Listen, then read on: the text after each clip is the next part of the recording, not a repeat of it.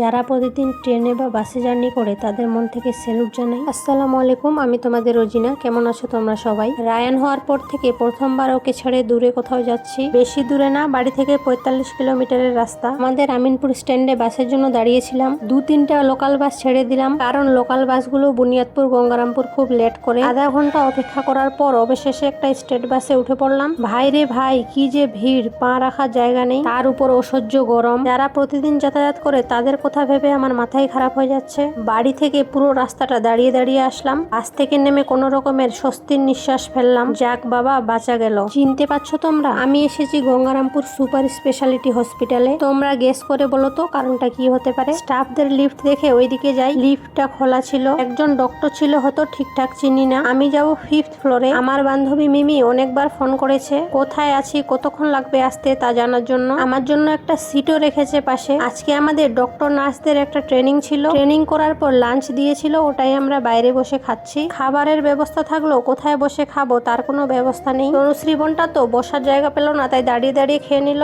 খাবার শেষ করে এখন চলছে সাজুগুজু পর্ব। খেতে খেতে লিপস্টিক গুলো উঠে গেছে, তো তাই আর কি। আমরা মেয়েরা কিছু দিই না দিই, লিপস্টিকটা দিতেই হবে। ওইদিকে দুটো বোন তো আবার মোবাইল ক্যামেরা অন করে লিপস্টিক দিচ্ছে, দেখে আমার খুব মায়া হলো, তাই আমি আমার আয়নাটা অফার করলাম। ওরা কত খুশি দেখো, খালি মন ভরে মুখগুলা দেখে নিচ্ছে সব ঠিকঠাক আছে কিনা। ওরা আমার জুনিয়র বোন, কিন্তু খুব ভালো লাগলো ওদের সাথে মিশে। ট্রেনিং শেষ হওয়ার পর আমরা একটা করে সার্টিফিকেটও পেয়েছিলাম। ট্রেনিংটা ছিল বেসিক লাইফ সাপোর্টের উপর, যার মধ্যে সবচেয়ে গুরুত্বপূর্ণ পার্ট হচ্ছে সিপিআর। তোমরা হয়তো সিনেমা বা নাটকে দেখে থাকবে, কারো হার্ট অ্যাটাক বা জলে ডুবে গেলে বুকের উপর চাপ দিয়ে মুখে মুখ লাগিয়ে কেমন বাঁচিয়ে তোলে, কিছুটা ওরকমই, তবে পদ্ধতিগুলো আলাদা। যেই স্যারটা ট্রেনিংটা দিল খুব ভালোভাবে বিস্তারিতভাবে বুঝিয়েছে। সেই স্যারকে এবং গঙ্গারামপুর এসডিএস এর সুপারিনটেন্ডেন্ট স্যার এবং উনার টিমকে অসংখ্য ধন্যবাদ জানাই। ট্রেনিং শেষ করে মালদার বাসে উঠেছিলাম, তাই বুনিয়াদপুরে নেমে গিয়ে একটা মলে ঢুকেছিলাম। এরকম কিছু পছন্দ হলো না, তাই ওখান থেকে একটা অটো ধরে বাড়ির দিকে রওনা দিলাম। এখন বাজে 5টা।